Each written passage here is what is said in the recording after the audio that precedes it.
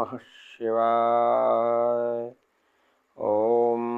आज कार्तिक कृष्ण पक्ष चतुर्थी है, जिसे हम करवा चौथ के रूप में जानते हैं। करवा चौथ में हम गणेश जी की और शिव जी का, पार्वती जी का, कार्तिकेय जी का एवं चंद्रमा का पूजन करते हैं। इस दिन जब चंद्रोदय होता है तब हम अर्घ्य देते हैं। 3 बार जल छोड़ना चाहिए।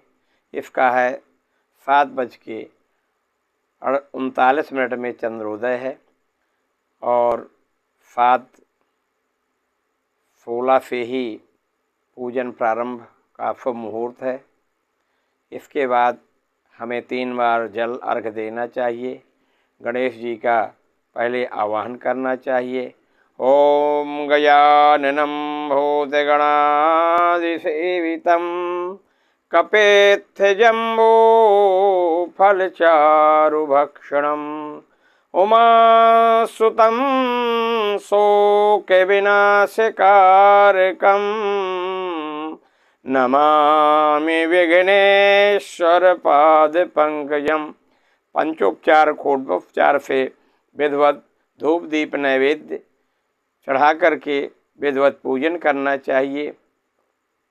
और इसके बाद इसकी कथानक भी निकलता है महाभारत में कि जब अर्जुन और द्रौपदी का भी प्रसंग आता है कि बड़े द्रौपदी जी परेशान थी, अर्जुन बड़े संकट में पड़ गए थे, तो कृष्ण भगवान से द्रौपदी ने प्रश्न किया था कि महाराज कोई ऐसा उपाय बताइए जिससे हमारे अर्जुन सकुशल विजय प्राप्त करके घर वापस आ जाएं। तब कृष्ण जी ने कहा था कि यही प्रश्न पार्वती जी ने शिव जी से भी किया था। तो पार्वती जी को कथा शिव जी ने सुनाई थी।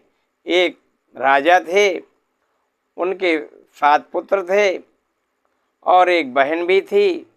वो भी विधिवत पूजा अर्चना करते थे, लेकिन किसी कारणवश भूख की क्षुधा के कारण उनकी बहन ने चतुर्थी और चंद्रोदय के पहले ही कुछ भाइयों ने उनको दिखा करके चलनी चंद्रमा निकल गई और ऐसा कह करके उन्हें भोजन कर लिया, जिससे उनका जो पति ससुराल में था वो बीमार हो गया, ग्रसित हो गया।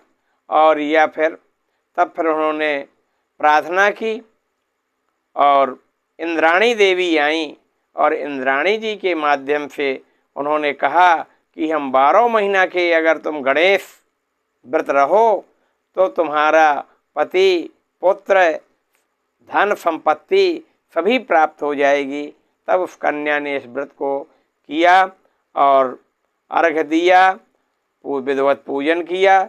चंद्रमा भी, क्योंकि शंकर जी के ही मस्तक में चंद्रमा निवास करता है, क्योंकि मानस में भी आया है कि जब शिव जी का और पार्वती जी के साथ विवाह हुआ तो शिव ही शंभु गए करहि सिंगारा, जटा मुकुट यह मोरु संवारा, कानन कुंडल पहिरे ब्याला, तन विभूत पट के हरिशाला, शशि ललाट सोहत सिर गंगा, नयन 3 उपवीत भुजंगा, शशि ललाट सोहत फिर गंगा, शशि ललाट सोहत फिर गंगा, नयन 3 उपवीत भुजंगा, कर त्रिशूल और डमरू बिराजा, चढ़े बसई स्यो बाजहि बाजा। तो इस प्रकार से शिव जी की बारात में चंद्रमा भी अपनी भूमिका निभा रहा है और चंद्र देवता शीतलता प्रदान करता है। इसलिए हम चंद्रमा को अर्घ्य दे के अपने जो पावक ग्रह हैं, जो अनिष्टकारक ग्रह हैं, उनका हम चंद्रमा के माध्यम से शीतलता प्रदान करते हैं, अन्य विनय करते हैं और हमारे सभी ग्रह शांत हो जाएं। कि ब्रह्मा मुरारे त्रिपुरांतकारी भानु शशि भूमि सुतो बुधस्य गुरस्य शुक्रः शनि राहु केतवः सर्वे ग्रह शांतिकरा भवन्तु। इसलिए पति की दीर्घायु के लिए भी हम पति का भी उस जब जिंदा हुआ तब उसको उन्होंने विधिवत पूजन किया, उसकी पति की दीर्घायु की कामना के लिए हम इस व्रत को रहते हैं, जिससे सभी मनोकामनाएं भी और पूर्ण होती हैं। ओम सौ शांतिर्भवतु।